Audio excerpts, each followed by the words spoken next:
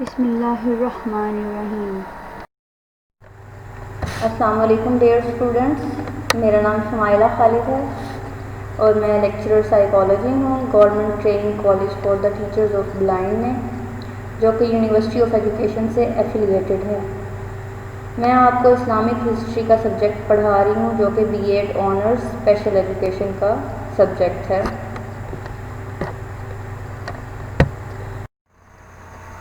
ہم نے unit number 6 شروع کیا ہوا ہے، جس کا نام ہے حضرت علی رضی اللہ تعالیٰ عنہ۔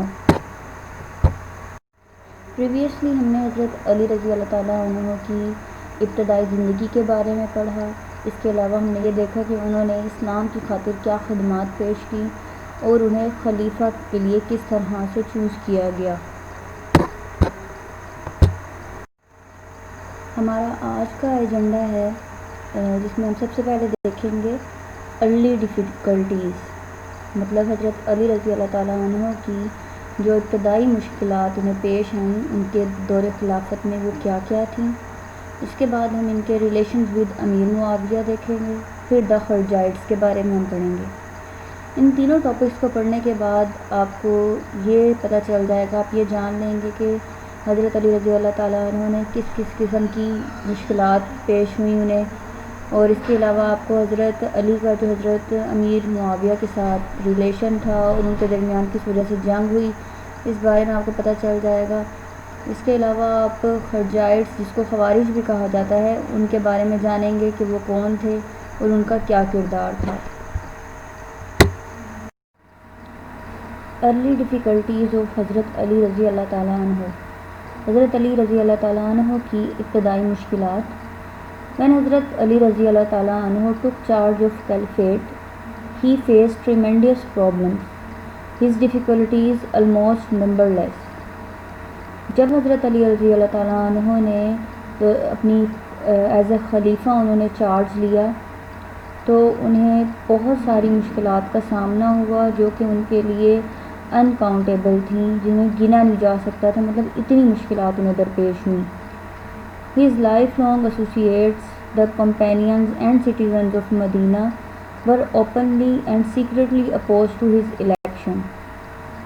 حضرت علی رضی اللہ تعالیٰ عنہ کے جو ساتھی تھے، ان کے ساتھ کے لوگ تھے، جو ان سے لنکڈ لوگ تھے، ان کے رشتہ دار، اس کے علاوہ جو مدینہ کے شہری تھے، وہ کچھ لوگ کھلم کھلا اور کچھ چھپ کر ان کے خلیفہ بننے کے خلاف تھے۔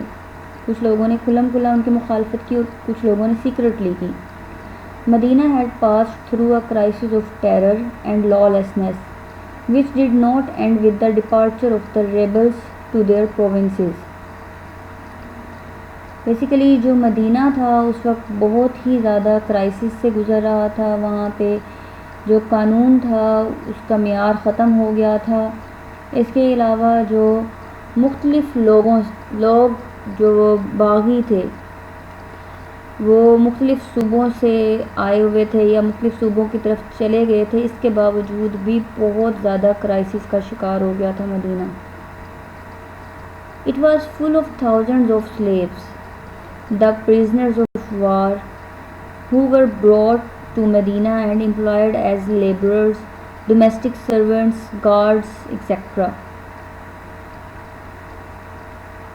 ہزاروں کی تعداد میں جو غلام تھے وہ مدینہ آئے، جن میں جنگ کے جو قیدی تھے وہ شامل تھے۔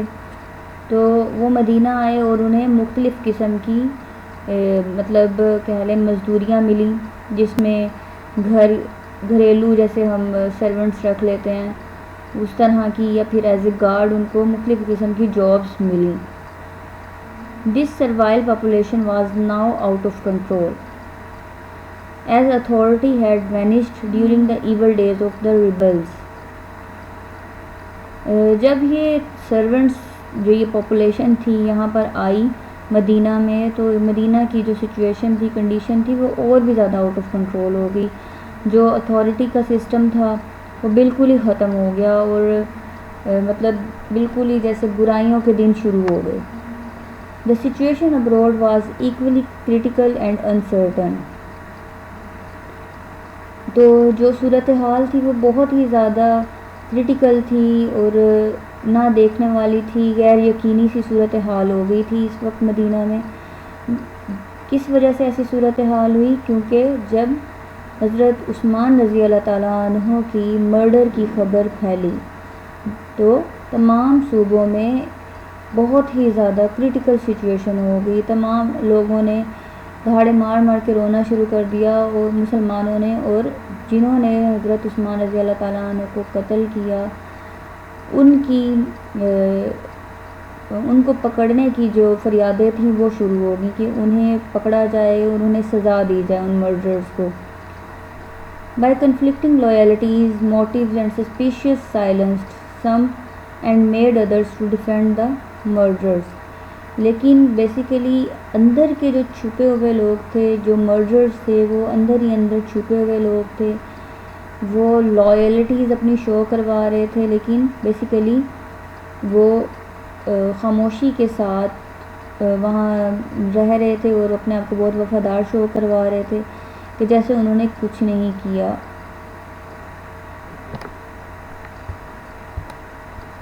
اور اسی طرح جو لوگ تھے جنہیں معلوم بھی تھا کہ مرڈرز کون ہیں تو وہ ان کے ساتھ وفاداری شو کرواتے ہوئے انہوں نے بھی اس چیز کو بالکل نہیں کھولا اور مطلب خاموشی اختیار کر لی اور مرڈرز کو بچانے کی کوشش کی۔ اس وجہ سے حضرت عثمان کے جو مرڈرز تھے انہیں ڈھونڈنا اور انہیں سزا دینا بھی ایک بہت بڑا ایم بن گیا ہوا تھا، مقصد تھا جسے حل کرنا بہت ہی مشکل ہو گیا تھا حضرت علی رضی اللہ تعالیٰ عنہ کے لیے۔ پرابلمز آف حضرت علی رضی اللہ تعالیٰ عنہ آر ایز فالوز۔ حضرت علی رضی اللہ تعالیٰ عنہ کو جو پرابلمز، جو مشکلات فیس ہوئیں ان حالات میں، وہ مندرجہ ذیل ہیں، جس میں سب سے پہلے ہے ناٹ فالو اکنامک جسٹس۔ حضرت علی رضی اللہ تعالیٰ عنہ کے دور حکومت میں جو لوگ تھے انہوں نے حضرت علی رضی اللہ تعالیٰ عنہ کے جو اکنامک جسٹس تھا، مطلب ان کا جس طرح کا اقتصادی انصاف کرنے کا طریقہ تھا، مالی انصاف کرنے کا طریقہ تھا، لوگوں نے اسے فالو نہ کیا، اسے ایکسیپٹ نہ کیا۔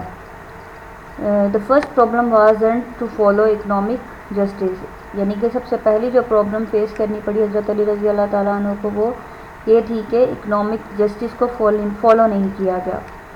Earlier referred that Umar set the chancery in accordance with the Islamic records of people and tribal shape. Those of the companions who had embraced Islam sooner than others shared more. تو basically حضرت عمر کے دور میں حضرت عمر رضی اللہ تعالیٰ عنہ نے ایک عدالتی نظام بنایا جس میں تمام لوگوں کا اسلامی ریکارڈ رکھا جاتا تھا، اور یہ بیسیکلی ٹرائبل شیپ میں، قبیلے کی صورت میں ہی کیوں نہ ہو، لوگوں کا سارا ریکارڈ وہاں موجود ہوتا تھا۔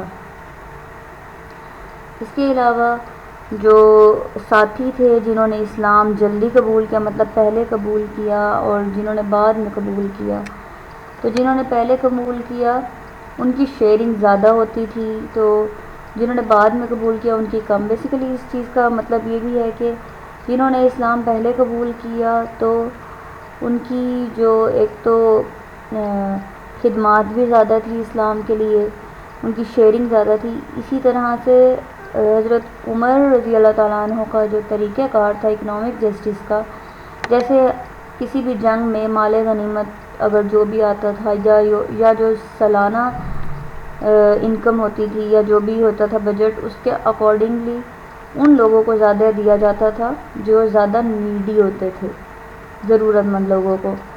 امیری اور غریبی کا لحاظ رکھا جاتا تھا، امیر لوگوں کو اتنا نہیں دیا جاتا تھا جتنا غریبوں کو دیا جاتا تھا۔ اسی طرح جنہوں نے اسلام کے لیے بہت زیادہ تکلیفیں برداشت کی ان کی زیادہ مدد کی جاتی تھی۔ تو یہی کنڈیشن، یہی صورتحال حضرت عثمان کے دور میں بھی رہی۔ حضرت علی رضی اللہ تعالیٰ عنہ began his generosity leading to greater rich poor distance in the community. All this property includes the booties and tributes that were annually received and came from the conquered territories belonging to all people. اور جبکہ حضرت علی رضی اللہ تعالیٰ عنہ کا جو طریقہ کار تھا اکنامک جسٹس کا وہ حضرت عمر اور حضرت عثمان سے تھوڑا ڈیفرنٹ تھا۔ انہوں نے امیری اور غریبی کے اس ڈسٹنس کو ختم کرنے کی کوشش کی۔ ان کے مطابق یہ تھا کہ جو تمام پراپرٹی ہے، جائیداد ہے، یا لوٹا ہوا مال ہے، یا پھر جو سالانہ ٹریبیوٹ ہے، وہ ریسیو کر کے تمام لوگوں میں برابر ہی تقسیم کیا جائے، بے شک وہ امیر ہو یا غریب، ان میں تمام برابری کے تحت تقسیم کیا جائے۔ یہ حضرت علی رضی اللہ تعالیٰ عنہ کا رول تھا، اور یہ رول انہوں نے اکارڈنگ ٹو حضرت محمد صلی اللہ علیہ وآلہ وسلم کے رول کے اکارڈنگ بنایا تھا۔ لیکن بیسیکلی بات یہ تھی کہ ہر وقت اور ہر معاشرے کے جو رولز ہیں وہ کچھ نہ کچھ حد تک آپ کو چینج کرنا پڑتے ہیں اس معاشرے کے اکارڈنگلی۔ تو لیکن حضرت علی رضی اللہ عنہ وہی جو حضرت محمد صلی اللہ علیہ وآلہ وسلم نے ایز اٹ از رول بنایا تھا اس کے اکارڈنگلی وہ لے کے چل رہے تھے۔ تو اس چیز پر لوگوں کو بہت آبجیکشن ہوا، اور اس وجہ سے انہیں بہت پرابلم فیس کرنی پڑی اس حوالے سے۔ when امام حضرت علی رضی اللہ عنہ came to power, he raised equal sharing of this property. His reason rested upon what the Prophet صلی اللہ علیہ وآلہ وسلم had done. بیسیکلی جو میں نے پیچھے آپ کو بتایا کہ یہ کام وہ اس لیے انہوں نے کیا، اس طرح کے جسٹس کا جو نظام انہوں نے رکھا حضرت علی رضی اللہ عنہ نے، وہ حضرت محمد صلی اللہ علیہ وآلہ وسلم کی بیسس پر رکھا۔ حضرت علی رضی اللہ عنہ in his very speech referring to the point that he will act upon the Prophet's biography spoke of his economic policy and called virtue of Muhajir and Ansar superior over others that is kept and rewarded by God. حضرت علی رضی اللہ عنہ نے اپنی speech میں یہ بیان کیا کہ انہوں نے جو یہ طریقہ کار اپنایا وہ حضرت محمد صلی اللہ علیہ وآلہ وسلم کی بایوگرافی کے اکارڈنگلی بنایا ہے، جو ان کی اکنامک پالیسی تھی۔ اور اس کے علاوہ انہوں نے یہ بھی بتایا کہ جو مہاجر اور انصار ہیں اگر وہ ایک دوسرے پر فوقیت رکھتے ہیں تو وہ اپنی نیکی کی بنا پر رکھتے ہیں، اور اس چیز کا جو انعام ہے وہ اللہ دینے والا ہے۔ اگر کوئی اسلام قبول کرتا ہے یا کوئی نیک کام کرتا ہے تو اس کا ریوارڈ اللہ دے گا، میں ہر کسی میں ایکولی پراپرٹی ڈیوائڈ کروں گا، یہ حضرت علی رضی اللہ عنہ کا کہنا تھا۔ But in this world, anyone who accepts call of God and His Messenger صلی اللہ علیہ وآلہ وسلم and becomes a Muslim and pray before Qibla, he will benefit from all rights and Islamic rules. You are servants of God, Hazrat Ali رضی اللہ عنہ added, and property is God's that will equally be divided among you. The pious people are well rewarded by God. اس میں بھی یہی بات بتائی ہے کہ جو بہت نیک اور پاکیزہ لوگ ہیں وہ ان کو ریوارڈ دینے والا اللہ تعالیٰ ہی ہے۔ ہم سب بیسیکلی اللہ تعالیٰ کے غلام ہیں، تو جو اللہ تعالیٰ کی پراپرٹی ہے وہ ایکولی ڈیوائڈ ہونی چاہیے، ان کا یہ کہنا تھا، جس چیز پر لوگوں کو بہت زیادہ آبجیکشن ہوا۔ نمبر 2 پہ جو حضرت علی رضی اللہ عنہ کو ڈیفیکلٹی پیش ہوئی وہ یہ تھی establish peace in the state. حضرت عثمان رضی اللہ تعالیٰ عنہ کی ڈیتھ کے بعد جو اسٹیٹ تھی، جو حکومت تھی، اس میں بہت ہی زیادہ پرابلمس کریٹ ہوئے، بد امنی کا ایک ماحول چھا گیا تھا۔ The second problem faced by حضرت علی رضی اللہ تعالیٰ عنہ was to establish peace in the state and to set right the deteriorating political situation. Basically حضرت علی رضی اللہ عنہ کو بہت زیادہ پرابلم فیس ہوئی کہ امن کا ماحول ختم ہو گیا اور ایون کہ پولیٹیکل سچویشن بھی بگڑ گئی۔ After assassination of حضرت عثمان رضی اللہ تعالیٰ عنہ, there was a great problem regarding politics and the state became scattered due to this. جیسا کہ میں نے ابھی پہلے بتایا کہ حضرت عثمان رضی اللہ تعالیٰ عنہ کی ڈیتھ کے بعد، ان کی شہادت کے بعد پولیٹیکل سسٹم جو اسٹیٹ کا تھا وہ بری طرح بکھر گیا، اس میں بہت زیادہ پرابلم کریٹ ہو گئی۔ نمبر 3 جو پرابلم فیس ہوئی حضرت علی رضی اللہ تعالیٰ عنہ کو وہ یہ تھی کہ to find out the assassins of حضرت عثمان رضی اللہ تعالیٰ عنہ۔ حضرت عثمان رضی اللہ تعالیٰ عنہ کے جو قاتل تھے ان کو ڈھونڈنا یہ ایک سب سے بڑا مسئلہ بن گیا۔ To take action against the assassins of حضرت عثمان رضی اللہ تعالیٰ عنہ who had undergone after he took the office. Actually, some of them were among the persons who requested Hazrat Ali رضی اللہ تعالیٰ عنہ to take office of the Khilafat, but neither he nor any other Muslim at that time knew the real assassins. Basically حضرت عثمان رضی اللہ تعالیٰ عنہ کے قتل کے بعد ان کے جو مخالف تھے ان کے خلاف جو ایکشن لینا تھا وہ بہت مشکل ہو گیا تھا. مین مقصد یہی تھا کہ ان کے خلاف کوئی ایکشن لیا جائے، لیکن یہ لوگ اندر ہی چھپے بیٹھے تھے. مطلب اس آفس کے جو خلیفہ کا آفس تھا وہ لوگ اسی کے اندر ہی تھے، لیکن کوئی نہیں جانتا تھا کہ اصل اسیسن ہے کون. It was hardest job at that time to find out the real assassins, because the persons who recognized them had already left Medina, and those among and who were present there did not tell حضرت علی رضی اللہ تعالیٰ عنہ the truth. اس وقت حضرت عثمان رضی اللہ تعالیٰ عنہ کے قاتلوں کو ڈھونڈنا سب سے مشکل کام بن گیا تھا، کیونکہ جو لوگ انہیں پہچانتے تھے ان قاتلوں کو وہ لوگ تمام مدینہ چھوڑ کر چلے گئے تھے، اور جو یہاں پہ موجود تھے وہ حضرت علی رضی اللہ عنہ کو سچ نہیں بتا رہے تھے. مطلب وہ یہ کہتے تھے کہ ہمیں نہیں پتہ کچھ بھی، حالانکہ انہیں معلوم بھی تھا. نمبر 4 پرابلم جو فیس ہوئی حضرت علی رضی اللہ عنہ کو وہ یہ تھی کہ حضرت عائشہ رضی اللہ تعالیٰ عنہ ڈیمانڈ فار پنشمنٹ آف اسیسنز. حضرت عائشہ رضی اللہ تعالیٰ عنہ نے جب ان کو یہ پتہ چلا حضرت عثمان رضی اللہ تعالیٰ عنہ کی قتل کے بارے میں، تو انہوں نے ان کے جو قاتل تھے ان کو سزا دینے کی ڈیمانڈ پیش کی. When حضرت علی رضی اللہ تعالیٰ عنہ was preparing for war against Amir Muawiya another difficulty arose. Basically حضرت علی رضی اللہ تعالیٰ عنہ کی مخالفت حضرت امیر معاویہ رضی اللہ عنہ کے ساتھ بھی چل رہی تھی، اور ان کے خلاف جنگ کا مقام ایک وہاں سا چھڑا ہوا تھا، تو وہ اس کی تیاریوں میں مصروف تھا. لیکن اس دوران یہ ایک مشکل انہیں درپیش ہو گئی جو حضرت عائشہ رضی اللہ عنہ کی ڈیمانڈ سامنے آئی. When حضرت عائشہ رضی اللہ تعالیٰ عنہ on her way from Makkah to Medina after the Hajj, a number of Madinate informed her about the tragedy. حضرت عائشہ رضی اللہ تعالیٰ عنہ بیسیکلی ہر سال مکہ میں حج کرنے کے لیے جاتی تھیں، تو اس سال بھی وہ مکہ حج کے موقع پر گئی ہوئی تھی، اور حج سے وہ مدینہ کی طرف واپس لوٹ رہی تھی کہ انہیں مدینہ کے لوگوں نے انفارم کیا اس ٹریجڈی کے بارے میں کہ کس طرح سے حضرت عثمان رضی اللہ تعالیٰ عنہ کا قتل ہو گیا ہے اور ان کی جگہ حضرت علی رضی اللہ تعالیٰ عنہ کو خلیفہ بنایا گیا ہے. یہ ساری بات انہیں بتائی گئی، اور یہ بات سنتے ہی حضرت عائشہ رضی اللہ تعالیٰ عنہ واپس مکہ لوٹ گئیں، اور وہاں جا کے انہوں نے اپنی آرمی تیار کرنا شروع کی. ٹو ٹیک این ایونج حضرت عائشہ رضی اللہ تعالیٰ عنہ میڈ این آرمی ان وچ حضرت زبیر رضی اللہ تعالیٰ عنہ اینڈ حضرت طلحہ رضی اللہ عنہ آلسو انکلوڈیڈ. حضرت عائشہ رضی اللہ عنہ نے اپنی آرمی بنائی یہ بدلہ لینے کے لیے حضرت عثمان رضی اللہ عنہ کا، تو اس میں حضرت زبیر رضی اللہ تعالیٰ عنہ اور حضرت طلحہ رضی اللہ تعالیٰ عنہ بھی شامل ہوئے. حضرت عائشہ رضی اللہ عنہ with her army march to Basra. حضرت عائشہ رضی اللہ عنہ نے مدینہ جانے کے بجائے بصرہ میں قیام کیا، اس طرف مارچ کی اپنی آرمی کے ساتھ جنگ کے لیے، اور جنگ کا اعلان شروع کیا. بیسیکلی جو حضرت علی رضی اللہ عنہ تھے وہ نہیں چاہتے تھے کہ یہ جنگ ہو، کیونکہ یہ مسلمانوں کے خلاف جنگ ہو جانی تھی، تو وہ نہیں چاہتے تھے، وہ اوائڈ کر رہے تھے کہ یہ جنگ نہ ہو. لیکن وہاں پہ ایسی سچویشن کریٹ ہو چکی تھی کہ وہ مجبور ہو گئے اس جنگ کو لڑنے کے لیے، اور جو وار تھی وہ انوائڈیبل ہو گئی ان کے لیے. اس جنگ کو جنگ جمل کا نام دیا گیا. جمل بیسیکلی اونٹ کا نام تھا، جو حضرت عائشہ رضی اللہ عنہ کا اونٹ تھا اس کا نام جمل تھا.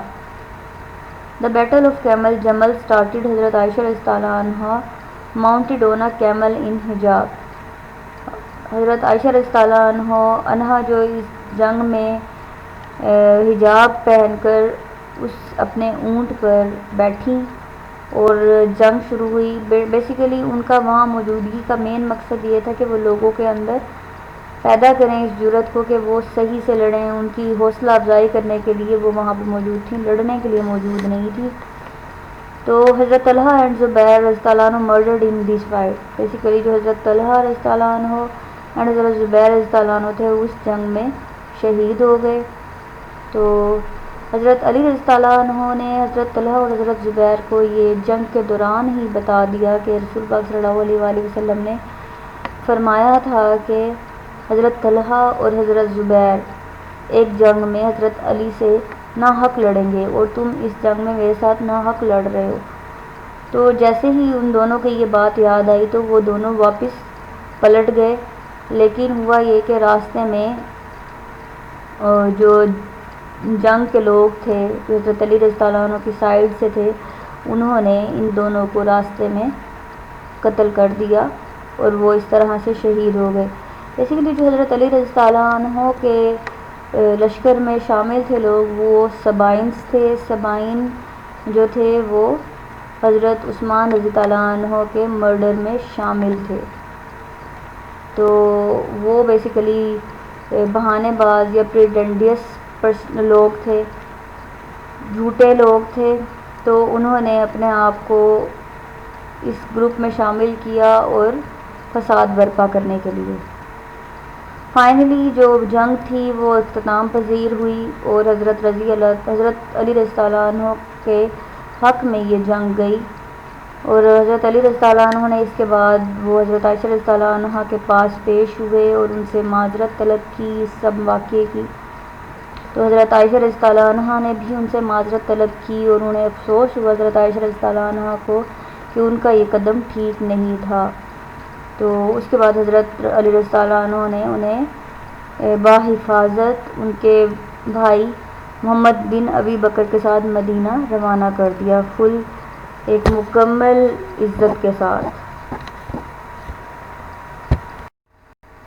اب ہمارا جو نیکسٹ ٹاپک ہے وہ ہے ریلیشنز ود امیر معاویہ رضی اللہ تعالیٰ عنہ، مطلب حضرت علی رضی اللہ عنہ کے حضرت امیر معاویہ رضی اللہ عنہ کے ساتھ کیسے تعلقات تھے۔ حضرت امیر معاویہ رضی اللہ عنہ was the founder and leader of Syria Damascus. جو حضرت امیر معاویہ تھے وہ سیریا جو کہ دمشق میں تھا وہاں کے وہ لیڈر تھے۔ آفٹر دا اسیسینیشن آف حضرت عثمان رضی اللہ تعالیٰ عنہ، his family except his wife Naila رضی اللہ عنہ ریچڈ ڈمسکس اینڈ ٹولڈ امیر معاویہ رضی اللہ عنہ دا ڈیٹیلز۔ حضرت عثمان رضی اللہ عنہ کی قتل کے بعد جو ان کی فیملی تھی حضرت عثمان کی وہ تمام دمشق چلی گئی سوائے ان کی بیوی حضرت نائلہ کے رضی اللہ عنہ کے۔ تو وہاں جا کے ان کی فیملی نے حضرت امیر معاویہ رضی اللہ عنہ کو تمام واقعے کی ڈیٹیل بتائیں کہ کیا ہوا۔ حضرت علی رضی اللہ عنہ انویٹیشن ٹو امیر معاویہ رضی اللہ عنہ، حضرت علی رضی اللہ عنہ نے حضرت امیر معاویہ رضی اللہ عنہ کو انویٹیشن دی بیعت کرنے کے لیے۔ On receiving the special messenger from حضرت علی رضی اللہ عنہ to take pledge of loyalty, امیر معاویہ رضی اللہ عنہ did not reply for 3 months and detained the messenger۔ Basically اس وقت جو خلیفہ بنتا تھا اس کے ہاتھ پر بیعت کیا جاتا تھا اور اسے مانا جاتا تھا اس وقت کا خلیفہ، تو اس پرپز کے تحت حضرت علی رضی اللہ عنہ نے حضرت امیر معاویہ رضی اللہ عنہ کے پاس اپنا پیغام رسا بھیجا اور ان سے یہ کہا کہ وہ ان کے ہاتھ پر بیعت کریں لائلٹی کی کہ وفاداری کی، لیکن امیر معاویہ نے کوئی جواب نہ دیا اور 3 مہینے تک جواب نہ دیا۔ Then he sent his own messenger to حضرت علی رضی اللہ عنہ in ربیع الاول 36 ہجری۔ اس کے بعد انہوں نے اپنا میسنجر حضرت علی رضی اللہ عنہ کے پاس بھیجا ربیع الاول کے مہینے میں 36 ہجری کو۔ The messenger also told حضرت علی رضی اللہ عنہ that 50,000 sheikhs of Syria were bemoaning the death of حضرت عثمان رضی اللہ عنہ and were determined to fight until the assassination was handed over to them۔ اس پیغام رسانے حضرت علی رضی اللہ عنہ کو یہ بھی بتایا کہ تقریباً 50,000 جو شیخ ہیں سیریا کے وہ بہت ہی غم میں ہیں حضرت عثمان رضی اللہ عنہ کی ڈیتھ کے، اور وہ ان کے جو قاتل ہیں ان کو جب تک ان کو ہینڈ اوور نہ کیا جائے تب تک وہ اس وجہ سے وہ جنگ کرنے کے لیے بھی بہت پرعزم ہیں۔ The Saba'ids, pretending to be friends of حضرت علی رضی اللہ عنہ, tried to create another disturbance by trying to kill the messenger, but حضرت علی رضی اللہ عنہ did not allow۔ Saba'ids basically یہ بے ایمان لوگ تھے، یہ جھوٹے لوگ تھے، یہی لوگ تھے جو حضرت عثمان کے قاتل تھے، اور یہ حضرت علی رضی اللہ عنہ کے بیچ و بیچ تھے، مطلب خلافت میں، اور حضرت علی رضی اللہ عنہ کو معلوم بھی نہیں تھا کہ یہ اس قتل میں شامل ہیں۔ وہ پریٹینڈ کرتے تھے حضرت علی رضی اللہ عنہ کے دوست ہونے کا، اور انہوں نے حضرت علی رضی اللہ عنہ کو یہ مشورہ دینے کی کوشش کی کہ وہ اس میسنجر کو مار ڈالیں، اور اس طرح سے بیسیکلی وہ ایک اور مسئلہ پیدا کرنا چاہ رہے تھے، لیکن حضرت علی رضی اللہ عنہ نے ایسا کرنے سے انکار کر دیا۔ The matter was not going to be settled without force. Therefore, حضرت علی رضی اللہ تعالیٰ عنہ decided to use force against معاویہ رضی اللہ عنہ and started preparations for it. جب حضرت علی رضی اللہ عنہ کو یہ لگا کہ یہ معاملہ بغیر کسی فورس کے، قوت کے حل نہیں ہونے والا، تو انہوں نے بھی حضرت علی رضی اللہ عنہ نے حضرت امیر معاویہ رضی اللہ عنہ کے خلاف اپنی جنگ کے لیے تیاریاں شروع کر دیں۔ This was the first time in the history of Islam when the Muslims were preparing to fight against each other. As a Khalifa, حضرت علی رضی اللہ عنہ was quite right in his decision.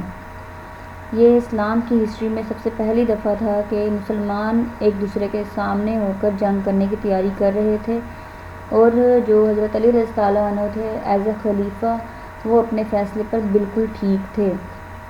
سبائٹس were playing double role, جو سبائٹس تھے وہ دوہرا جو ان کا کردار تھا وہ پلے کر رہے تھے، دو طرفہ کردار تھا ان کا۔ On the one side, a group was with حضرت علی رضی اللہ عنہ, and on the other side, half of them went to Syria to inflame their feelings.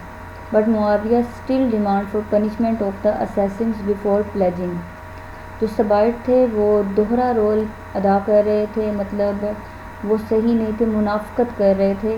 ایک سائڈ پہ ان کا ایک گروہ حضرت علی رضی اللہ عنہ کی طرف تھا اور وہ انہیں بھڑکا رہا تھا، اور دوسری طرف ان کا جو بقیہ گروہ تھا وہ سیریا جا کے وہاں کے لوگوں کو بھڑکا رہا تھا تاکہ ان کی فیلنگز کو مزید ابھارا جائے ان کے خلاف، حضرت علی رضی اللہ عنہ کے خلاف، مطلب مسلمانوں کے خلاف۔ لیکن جو حضرت امیر معاویہ رضی اللہ عنہ تھے وہ ان کی ڈیمانڈ ابھی بھی وہی تھی کہ میں اس شرط پر پلیج کروں گا، مطلب بیعت کروں گا کہ جب حضرت عثمان رضی اللہ عنہ کے قاتلوں کو سزا دی جائے گی۔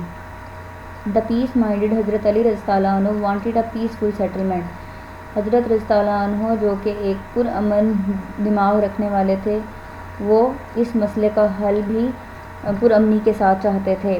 ہی رضی اللہ عنہ اگین روٹ اے لیٹر معاویہ رضی اللہ عنہ asked him to take pledge of loyalty at his hand in the interest of Islam and the unity of the Muslims.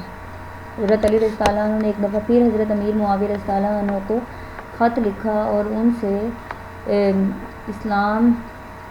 اسلام کے اندر رہتے ہوئے وفاداری کی بیعت کرنے کے لیے کہا کہ ان کے ہاتھ پر وہ بیعت کریں، حضرت علی رضی اللہ عنہ کے ہاتھ پر، اور مسلمانوں کی یونٹی تاکہ اس سے برقرار رہے۔ بٹ معاویہ رضی اللہ عنہ did not agree and again demanded of ہم ٹو ایونج حضرت عثمان رضی اللہ عنہ اسیسنس فرسٹ۔ لیکن حضرت امیر معاویہ رضی اللہ عنہ نے ان کی بات نہ مانی اور دوبارہ سے وہی بات سامنے رکھ دی کہ حضرت عثمان رضی اللہ عنہ کے قاتلوں کو پہلے سزا دی جائے۔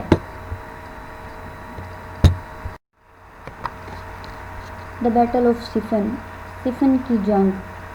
Finally, حضرت علی رضی اللہ عنہ marched with his army of 50,000 Muslims towards Syria and encamped at Siffin and امیر معاویہ رضی اللہ عنہ on the other side of Siffin.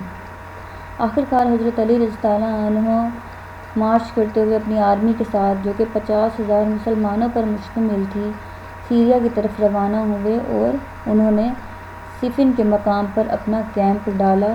ایک سائڈ پر حضرت علی رضی اللہ عنہ تھے اور دوسری سائڈ پہ امیر معاویہ رضی اللہ عنہ صفن کی دوسری سائڈ پر موجود تھے۔ حضرت علی رضی اللہ عنہ intention was not to shed Muslim blood in vain, حضرت علی رضی اللہ عنہ کی جو انٹینشن تھی وہ ایسی نہیں تھی کہ وہ نہیں چاہتے تھے کہ مسلمانوں کا جو خون ہے وہ بلا وجہ بہے۔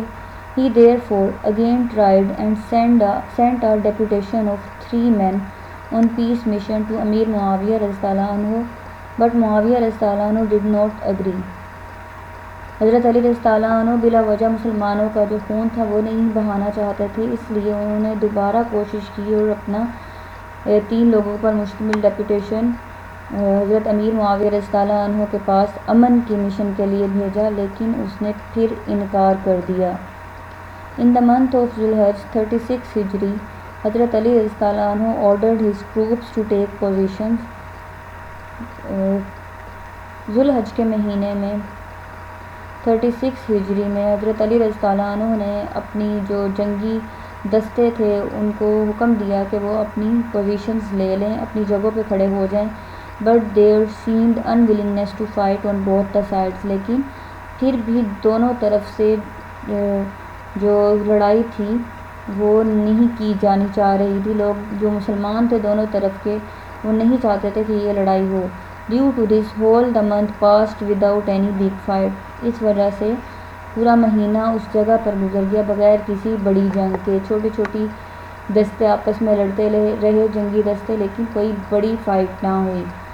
On the evening of the last day of Muharram 37 ہجری، اب محرم کا مہینہ شروع ہو گیا، ایک مہینہ گزر چکا تھا وہاں پہ، اور 37 ہجری شروع ہو گئی۔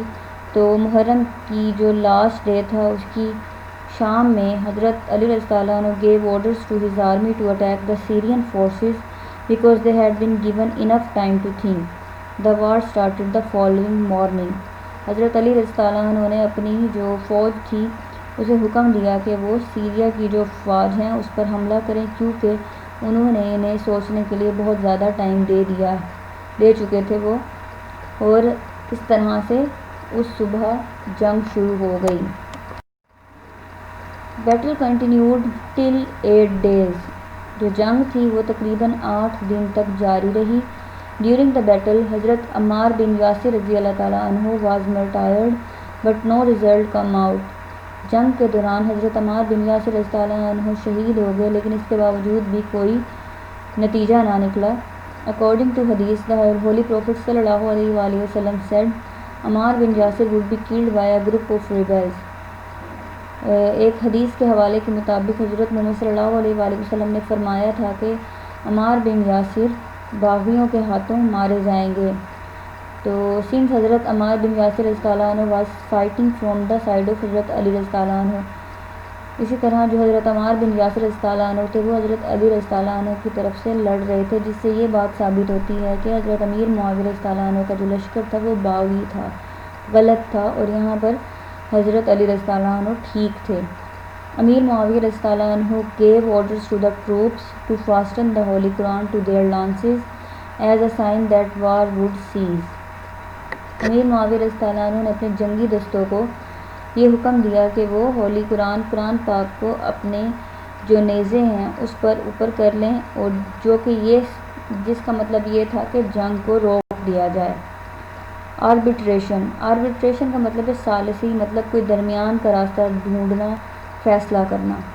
حضرت علی رضی اللہ عنہ sent his messenger to حضرت معاویہ رضی اللہ عنہ to find out what he meant by making the Holy Quran a judge۔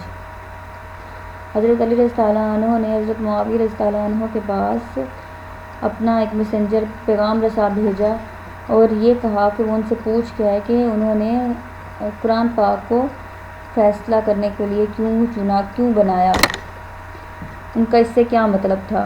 حضرت امیر معاویہ رضی اللہ عنہ told him that he wanted an arbitration through judges، one from his side and the other from حضرت علی رضی اللہ عنہ۔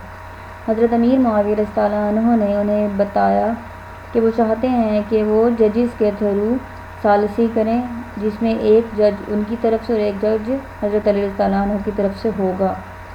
A temporary agreement signed in 13 صفر 37 ہجری۔ فی الحال ایک ایگریمنٹ سائن کیا گیا 13 صفر کو 37 ہجری میں دونوں گروہوں کے درمیان۔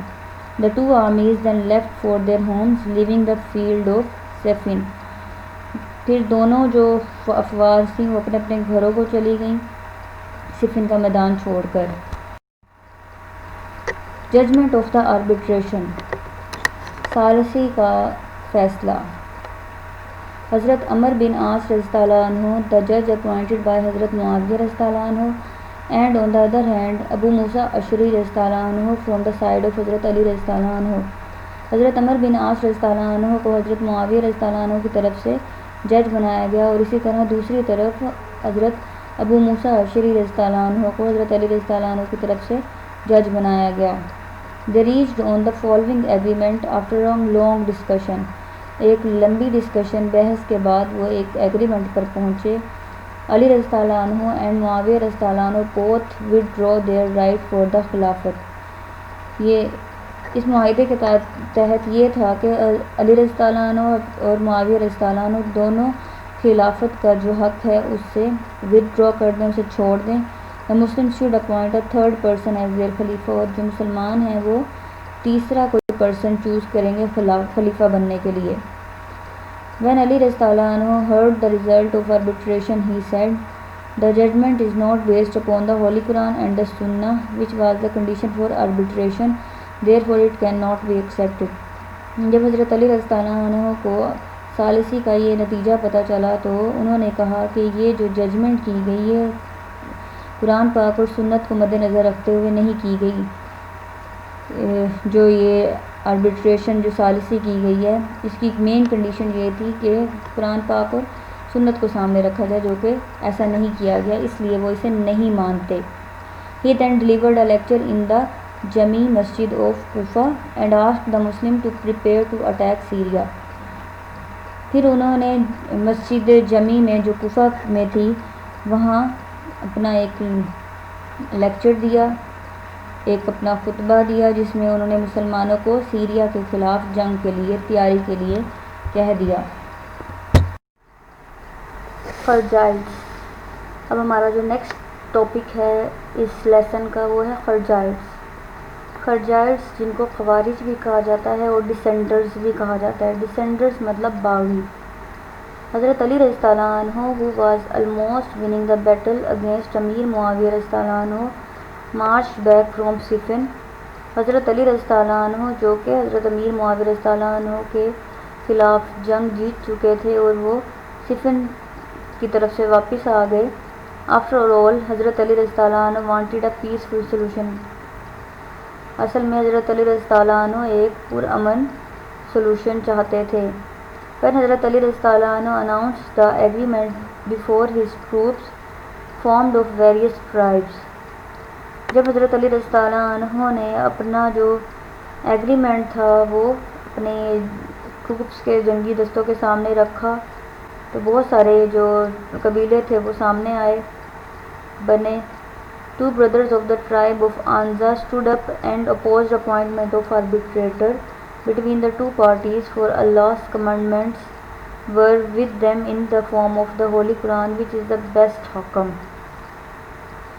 دو بھائی جن کا تعلق آنزا قبیلے سے تھا وہ کھڑے ہو گئے اور انہوں نے ثالثی کی مخالفت کی، ثالثی کی جو اپوائنٹمنٹ تھی اس کی مخالفت کی ان دونوں پارٹیز کے درمیان، کہ اللہ تعالیٰ ہی کمانڈر تھا اور ان کے درمیان جو حاکم ہے یا جج ہے وہ قرآن پاک ہے۔ According to them, arbitration was against the spirit of Islam۔ ان کے مطابق جو ثالثی تھی وہ اسلام کی اسپرٹ کے خلاف تھی، اس لیے ثالثی نہیں ہونی چاہیے۔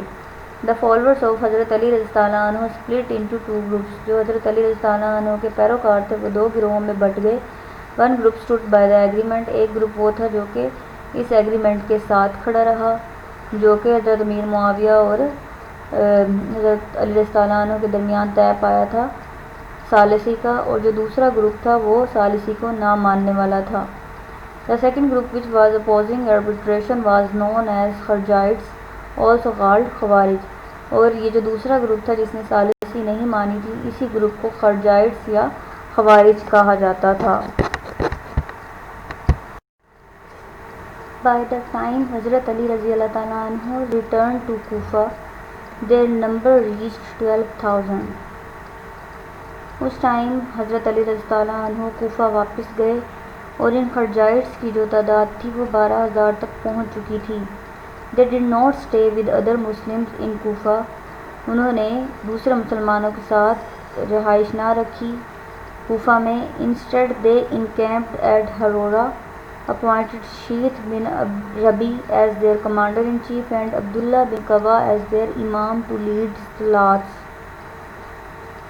ان خوارج جو تھے جو خرجائٹس تھے انہوں نے مسلمانوں کے ساتھ رہائش نہ رکھی کوفہ میں، بلکہ وہ ہرورا کی طرف چلے گئے اور وہاں پہ انہوں نے اپنا کیمپ ڈالا اور انہوں نے شیخ بن ربی کو اپنا کمانڈر ان چیف بنایا اور عبداللہ بن قبا کو امام بنایا تاکہ وہ نمازیں پڑھا سکے. حضرت علی رضی اللہ تعالیٰ عنہ سینڈ ہز میسنجر ٹو خوارج. حضرت علی رضی اللہ عنہ نے اپنا میسنجر خوارج کی طرف بھیجا. After returning to Kufa, Hazrat Ali Rizqallah anhu sent Abdullah bin Abbas radiallahu ta'ala anhu to remove the misunderstanding of the Khawarij dissenters. Kufa سے واپسی کے بعد حضرت علی رضی اللہ تعالیٰ عنہ نے عبداللہ بن عباس رضی اللہ تعالیٰ عنہ کو خوارج کے پاس بھیجا تاکہ ان کی جو غلط فہمی ہے وہ دور کی جا سکے. Instead of returning to the right belief, they started a lengthy argument with him. اس کے باوجود کہ یہ خوارج صحیح ایمان کی طرف واپس لوٹ آتے بلکہ انہوں نے ایک لمبی بحث شروع کر دی. Seeing this, حضرت علی رضی اللہ عنہ himself went to them. جب حضرت علی رضی اللہ عنہ نے یہ دیکھا تو وہ خود ان کے پاس گئے. He gave them all the assurance that the arbitration would only be accepted if it was based upon the Holy Quran and Sunnah. حضرت علی رضی اللہ عنہ نے انہیں پورا یقین دلایا کہ جو ثالثی ہے وہ قرآن اور سنت پر ہی بیس کی جائے گی اور تبھی اسے مانا جائے گا. He was successful in his efforts after a great difficulty and the Khawarij joined him again temporarily. حضرت علی رضی اللہ عنہ کامیاب ہو گئے اپنی اس مشکل میں اس کوشش میں جو کہ بڑی مشکلات کے بعد انہیں حاصل ہوئی ہے. ایفرٹ کے بعد انہیں یہ سکسیس حاصل ہوئی کہ خوارج جو تھے انہوں نے واپسی سے حضرت علی رضی اللہ عنہ کا گروپ جوائن کر لیا لیکن وقتی طور پر. The Kharjite trouble. خرجائٹ کی مشکلات. The Khawarij set up their center at Nahrawan and began to preach their cult. خوارج نے نہروان میں اپنا سینٹر بنا لیا اور انہوں نے اپنے مطابق لوگوں کو تبلیغ کرنا شروع کر دی. Many people gathered around them and they gained sufficient strength. بہت سے لوگ ان کے گرد جمع ہوئے اور انہوں نے ان سے کافی قوت اور اسٹرینتھ حاصل کی. They were very harsh to those who differed from them and regarded such Muslims as rebels against Islam and murdered them. وہ ایسے لوگوں کے بالکل خلاف تھے جو ان کی بات نہیں مانتے تھے اور وہ انہیں مسلمان قرار نہیں دیتے تھے بلکہ وہ انہیں اسلام کے خلاف قرار دیتے تھے اور انہیں باغی قرار دیتے تھے اور ان کا قتل کر دیتے تھے. Loyalty to the Khalifa was a great crime in their eyes. ان کی آنکھوں میں جو خلیفہ کے ساتھ وفاداری تھی ایک بہت بڑا جرم تھا. The Kharjites seemed to be very pious as far as their appearance was concerned. جو خرجائٹ تھے وہ دیکھنے میں بہت زیادہ پاکیزہ اور پاک دکھائی دیتے تھے. They used to offer long salats. وہ بہت لمبی لمبی نمازیں ادا کرتے تھے. Wore simple dress and were honest in their dealings. وہ سادہ لباس پہنتے اور اپنی جو ان کی ڈیلنگز تھی معاہدے تھے اس میں وہ بہت ہی زیادہ ایماندار تھے. But were misguided in beliefs. لیکن ایمان کے معاملے میں وہ غلط تھے، مس گائیڈ کیا جاتا تھا. After the failure of arbitration, حضرت علی رضی اللہ عنہ wanted to march Syria, but the Kharjite movement diverted his attention. ثالثی کی ناکامی کے بعد حضرت علی رضی اللہ عنہ سیریا کی طرف جانا چاہتے تھے لڑائی کے لیے لیکن خرجائٹ کی اس تحریک نے ان کی جو اٹینشن تھی وہ ڈائیورٹ کر دی. It was a great danger not only to the Muslim unity but to the Islamic beliefs and practices as a whole. اس طرح کی جماعت بننا نہ صرف مسلمانوں کے لیے ایک بہت بڑا خطرہ تھی بلکہ اسلام کے جو ایمان ہیں، اعتقاد ہیں اور اسلام کی جو پریکٹسز ہیں اس کے لیے بھی بہت بڑا خطرہ تھی. Therefore حضرت علی رضی اللہ عنہ set out for Nahrawan, the center of Khawarij instead of Syria. اسی وجہ سے حضرت علی رضی اللہ عنہ سیریا جانے کے بجائے نہروان جو ان کا خوارج کا سینٹر تھا اس طرف روانہ ہو گئے. Reaching there, حضرت علی رضی اللہ تعالیٰ عنہ tried to negotiate with them peacefully. وہاں پہنچ کر حضرت علی رضی اللہ عنہ نے ان سے بڑے پرامن طریقے سے بات چیت کرنے کی کوشش کی اور مسئلے کو حل کرنے کی کوشش کی. He sent some prominent companions to persuade Khawarij leaders, but they did not listen to them. انہوں نے اپنے بہت ہی اہم جو ساتھی تھے انہیں خوارج کے سرداروں کے پاس بھیجا کہ وہ انہیں اس طرف قائل کر لیں، لیکن ان سرداروں نے ان کی بات تک نہ سنی. Then حضرت علی رضی اللہ تعالیٰ عنہ asked them to hand over such people who have murdered innocent Muslims. تب حضرت علی رضی اللہ تعالیٰ عنہ نے ان خوارج سے یہ کہا کہ وہ ان تمام مسلمانوں کے جو مرڈررز ہیں، جو انہوں نے معصوم مسلمانوں کو جن کو انہوں نے قتل کیا، ان تمام قاتلوں کو ان کے حوالے کر دیں. Battle of Nahrawan. The stage reached when there was no other way than to fight with them. آخر وہ وقت آ گیا کہ جب جنگ کے علاوہ کوئی دوسرا راستہ نہیں رہ گیا تھا. Before declaring war against them, حضرت علی رضی اللہ عنہ declared that those who would be loyal to him or those who left Narwan and did not fight would be again given amnesty. Battle of Nahrawan, جو Nahrawan کی جنگ تھی، وہ شروع ہونے سے پہلے حضرت علی رضی اللہ تعالیٰ عنہ نے یہ اعلان کیا کہ جو بھی خوارج جو ہیں ان میں جو بھی حضرت علی رضی اللہ عنہ کی طرف آئے اور لویلٹی کا ثبوت دے، وفاداری کا ثبوت دے گا اور نروان کو چھوڑ دے گا تو اس کے خلاف کوئی جنگ نہیں کی جائے گی اور اسے معاف کر دیا جائے گا. On his appeal, 3,000 Kharjites repented and again took death at his hands. The rest did not move from their position. ان کی اس درخواست پر 3,000 خرجائٹس واپس مڑ گئے اور انہوں نے واپس حضرت علی رضی اللہ عنہ کے ہاتھ پر بیعت کیا اور انہوں نے اپنی جو پوزیشنز تھی وہ چھوڑ دیں. The battle began. جنگ شروع ہو گئی. A fierce fight took place. اور خون خوار جنگ شروع ہوئی. خرجائٹس fought desperately but were defeated. خرجائٹ بہت ہی زیادہ جوش اور ولولے کے ساتھ لڑے لیکن ان کو پھر بھی شکست ہوئی. Most of their leaders were killed. ان کے بہت سارے جو بادشاہ تھے، سردار تھے، وہ مارے گئے اس جنگ میں. اس طرح حضرت علی رضی اللہ عنہ کو فتح حاصل ہوئی اس جنگ میں. Students, hopefully you understand this lecture. Thank you. Allah Hafiz.